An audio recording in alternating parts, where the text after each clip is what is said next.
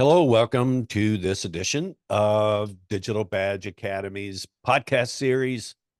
I'm Jim Daniels, your co-host here along with David Leeser. And David, I think we're going to do another session where we provide our own point of view and perspectives on some data that has been published. And in this particular case, I believe it's a study that focuses on where people are where their go-to is by generation in terms of getting training. And it's just some really interesting data and some really information. So I'll just turn it over to you and let you kind of kick things off and introduce this report that we've been eyeballing for the last few days, and we'll take it from there. Yeah, what's interesting is so Adobe went out with Lighthouse Research and Advisory Group and wanted to find out what the disconnect is with employees versus employers in the learning space. So they went out with some really good questions to try to find out what's really going on in the minds of employees that employers don't know. So let me just share the report, and there's a bunch of interesting graphics in it, but maybe we can just focus on one of them today. But let me share my screen real quick. Um, so they came up with this thing. It's called the Great Learning Disconnect. What your employees aren't telling you. And they interviewed, thousands of employees around the world. They did every different demographic. They did different age groups. And the great thing is they broke down the report based on those age groups, which I think is really useful. It's interesting to see the difference between the boomers and the Gen X and the Gen Z and millennials on this report. But anyway, let me go down to one thing that I thought was really interesting. One of the very first things they put on this report. And by the way, we can put a link to this report, Jim, in the call Yeah, notes. I'll put a link up across the screen right now, and Yeah, so people can get to this. get to this report. But anyway, so let me get down to the first one though. There's a report in here that's really early on, and I thought this was really useful, uh, especially in the badge community.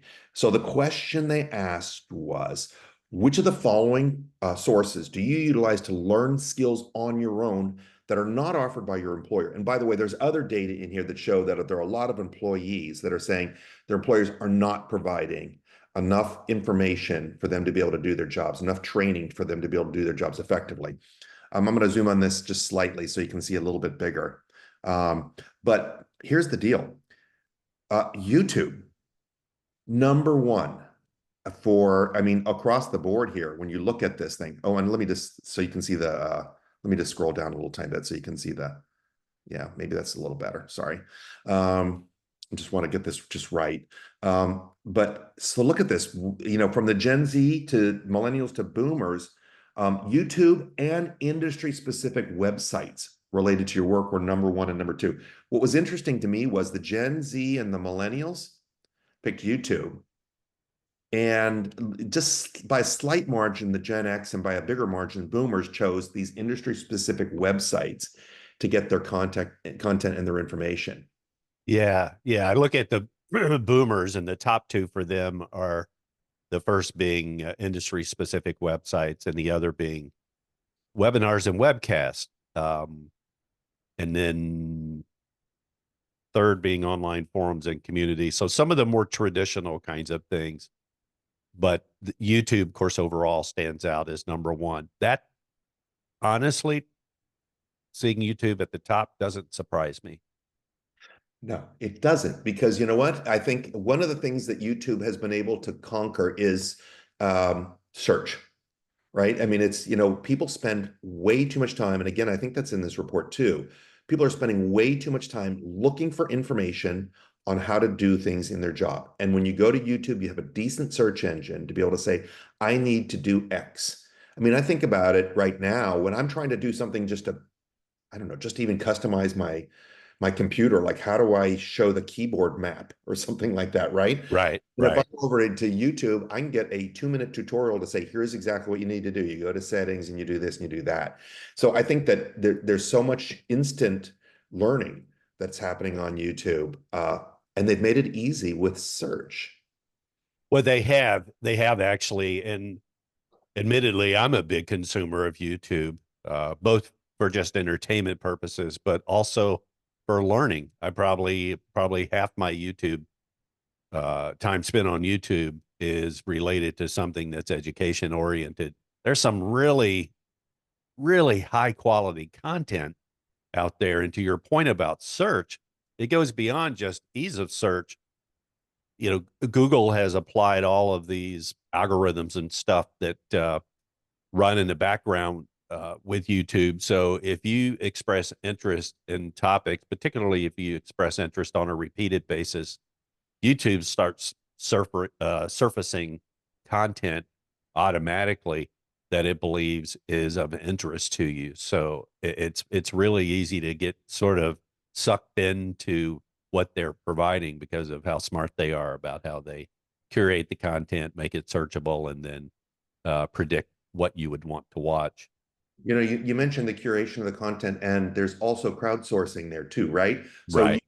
quickly see which one had the most views, which one had the most likes, which one has the most comments. So it's really easy to be able to discern. And by the way, I don't know if you're like me, but I think you probably are. But I'll look at some of these videos and I'll see.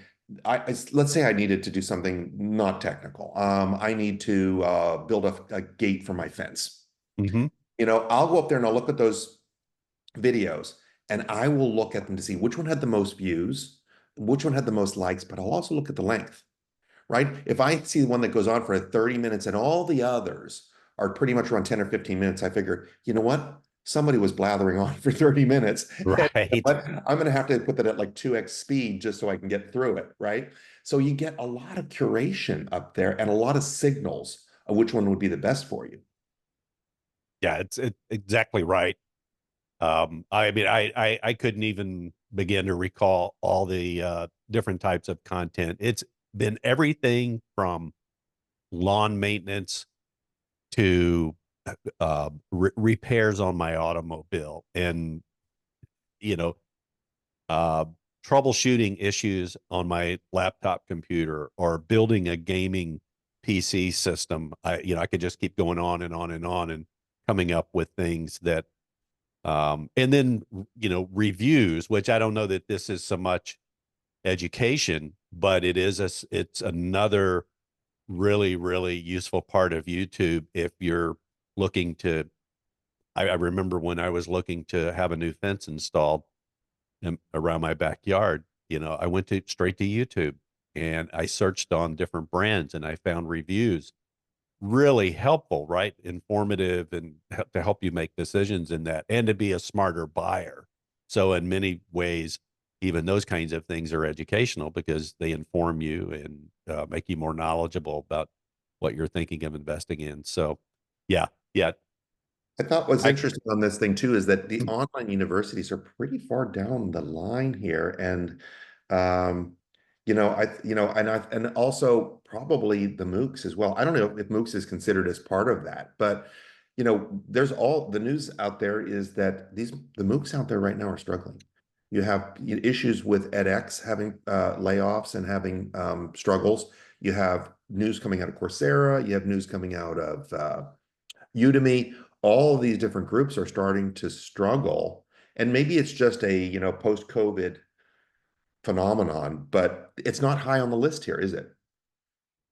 Yeah, I that's kind of what I think. I mean, just if I just go by instincts, it may be that a lot of those companies were sort of forced to ramp up and to scale up to handle the increased demand during the pandemic when people, were sheltered in place and that sort of thing. You and I both know this was back when we were both at IBM. We saw the exact same thing. We saw the demand for learning skyrocket. I even wrote a blog about it, learning during lockdown, and the increase we saw in the number of badges that were issued. There was a huge upswell of activity, and I'm sure they saw that as well. That could be. I mean, there could be other factors as well.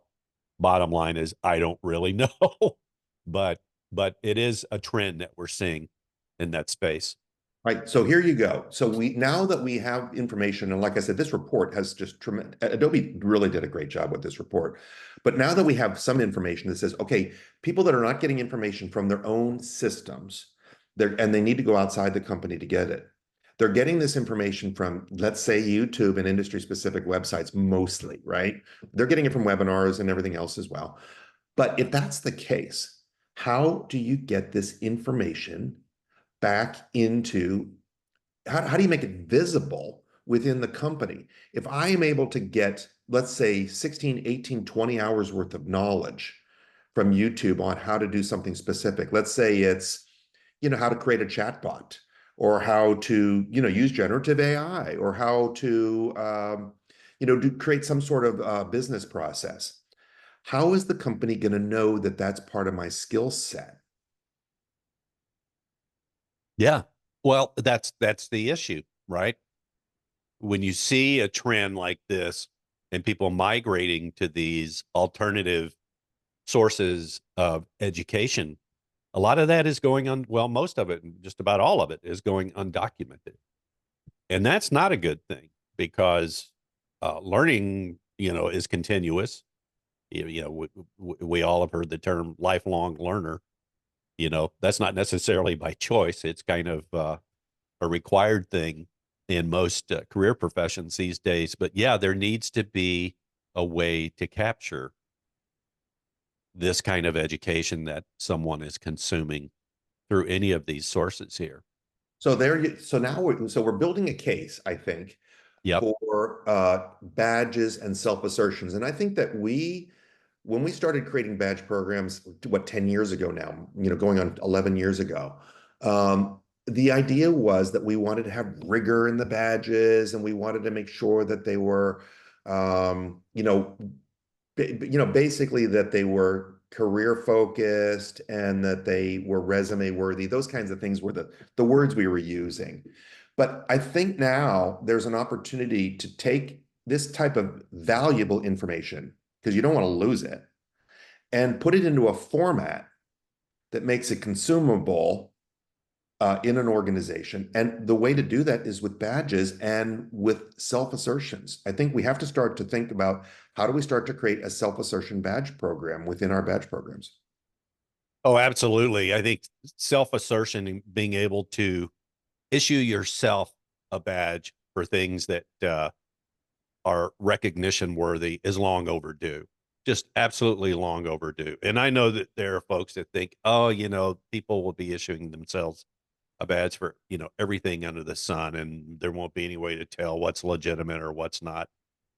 I think the way you address that concern or mitigate that issue is through endorsement, right? If you really want a digital credential, a badge to count and matter with respect to, how you're building out your professional profile and your professional brand, then once you had, say, consumed some training out on YouTube, and then you've gone and applied that and proven that, you've now taken that training and put it into production, you know, um, it should be easy enough to get an endorsement from that, right? Could come from your direct manager. Yeah. It could come from a manager and peers, right? There's nothing to say that it can only be one endorser, right? You could have multiple endorsers. That's a little bit kind of the concept that LinkedIn has always had out there about where people could sort of endorse you, as a, give you a professional endorsement and that kind of thing. But in this case, something that's tied specific to a credential and what it represents. And that made it to be easier to do. So I think there's three different things. I think that endorsement is one of them, some sort of evidence. So let's Right. say I took 20 hours of YouTube training on how to build a chatbot. Well, guess what? I can point to a URL, whether it's in a sandbox someplace or whether it's actually a live instance and application. I can put the URL into the badge to say, and by the way, here it is. So I can have that, or I can have an assessment, right? And then again, of course, there would be a link to what was the assessment, when was it taken, what was your completion rate, all those types of things. So we have to make it really easy with these self-assertion badges to do what you just said, to say, how do we make it easy for someone to endorse or add evidence or linked to an assessment. Yeah, well, the evidence piece in particular, that may be the most important of any, right? Elements that you could have in when you're self-asserting what you know and what you can do or what you've mastered. Being able to have a work product that you can share with someone to prove how you have gone and applied those skills is absolutely essential. And I think in many ways, if you think about self-assertion and issuing yourself your own badge, maybe even a requirement, right? Maybe there needs to be certain elements that are required to be able to do that. Maybe it should require, um, an evidence of a work product related to what that badge is representing. Maybe it should also require that endorsement. You know, um, the assessment piece. That may or may not exist around that, but certainly as an optional piece, it would add further credibility to the credential. So certainly having the ability to um, have something like that included would also be a good thing.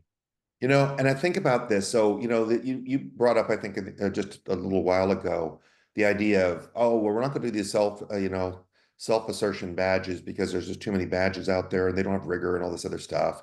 And, we've been hearing this argument now for 11 years. And yes, there is a problem with people not creating decent, good badges. And I think that One Ed Tech is doing a decent job trying to figure that out. Right. Trusted my credentials and whatever the strategies are, they know that there's an opportunity there to build trust in these badges. But what we also need is filtering. And I think some of these new badge platforms are starting to emerge, and the existing ones as well. There's a really good opportunity to be able to start to really build better filtering systems into these. So, for example, let's say I did take, I went out to YouTube and I learned how to create a chatbot. So I have this badge on a chatbot. But then I also took a YouTube thing on building that, let's say that gate for the fence that I talked about, Right. right? So building that gate to the fence would demonstrate project management. It would demonstrate creative thinking, perhaps, right? Hmm. Critical thinking, problem solving. There are a lot of things that are that you could infer from doing an activity like that. It's just like, when you're doing gardening, there are a lot of these durable or enduring skills, these transferable skills that are important. So these are valuable, but the question then would be, is that how do we filter those? So it makes sense because if I get a badge on gardening and I get a badge on gate building and I get a badge on chatbots, my manager they might want to see all three, or they may only want to see just the chatbot one because it's very clearly related to my Right. role. But who cares if I have the three badges? It's just the manager doesn't want to have to wade through 100 badges. They just want to see the ones that are important to the mission of the company. Yeah. Yeah. And you just made me think of something too. When you think about self-assertion of a certain set of skills, right? There's almost, that's a great point you brought up. There's always some surrounding skills associated with that in the form of durable skills, right? The things that, project management, problem solving, creative thinking, these kinds of things. And I think a lot of that could be fairly easily inferred based on, the core of what's being represented around the badge. Taking that one step further, if you think of an individual who's gone out and let's say they've watched a series of YouTube videos, maybe they want to go off and learn the graphic arts uh, software package called Blender, and I may have calling it graphic arts, probably have butchered that, but I know this is something my son did. He needed to learn Blender. He went out on his own, found a whole series of tutorials on YouTube. He learned it, and now he applies it daily in his job, right? Um, if you and so he has evidence. He has people that would endorse it. There's no assessment necessarily, but then you think about, okay, I'm going to create myself or issue myself my own badge. Now there's the case of the metadata and how it's structured and how it's written. I could see easily a really strong business case for having an AI assistant to help someone structure the metadata that goes into that to help them write the description, Yeah. right? So that there's some consistency to it, um, um, to help them, surface all the relevant skills, not just the ones they think are relevant, but there may be others that are just as relevant, like those surrounding durable skills. As an example, wouldn't it be nice if an AI assistant could say, oh, as a result of you learning this activity and demonstrating this in a real world environment and being able to actually produce work products, you have also demonstrated problem solving, or you have also demonstrated creative thinking or critical thinking and things of that nature, and have that echoed within that same credential. And with, the way AI has surfaced and made such a rapid entry into the market, to me, it just makes sense to have that kind of mechanism as part of this. So for all of the providers of digital credentialing platforms and solutions out there, I hope you're listening. I think that there's an opportunity here. So I want to end on a final opportunity that I think would be a really a good one. So you think about it, people are putting up YouTube videos, they're putting videos on their own websites, things like that, Right. right? So here's a golden opportunity for these badge platforms and also for people that are issuing these types of video courses. They're doing these courses up there on YouTube or wherever they're putting them up there. Why not, at the end of that video, put in a link that draws people back to your website to take a short quiz and issue the badge there? So Yeah. think about it. If I take the Blender the example, let's say that I have a company that does all this, structured training, right? But I also put out some YouTube stuff. So I put out the YouTube stuff. And at the end of it, I say, hey, would you like to earn a digital credential for this? Click here, take you back to the website. Person can prove themselves through whatever. Maybe it's work product, but maybe it's an assessment, right? They have to pass at a certain level, whatever, and they get a badge for it. Now you have added value to your thing, and you've captured their information to say, hey, you want to know more? Come to our website, and we have a lot more stuff. So you can use that rented real estate, so to speak, right? It's borrowed land Hmm. on YouTube to as a lead magnet to drive people back to your website to stay engaged with you. You can start issuing the newsletters. You can say, hey, I have a new YouTube video up there, or I have whatever else. And when you do it, I will issue you a digital badge. I think that's a great idea, you know. It's not really a And in fact, self-assessment. I'm surprised more organizations and companies aren't doing that kind of thing, right? You don't necessarily have to go and build the education product if you just because the education, you know, could be available through a host of different alternative sources, but having a really thoughtful assessment to give Right? people the option to coming into your environment. I think that's a great idea. And it's kind of along the same concept. Should you force someone through training if they're already experienced, just validate that they're experienced by going straight Right. to the assessment?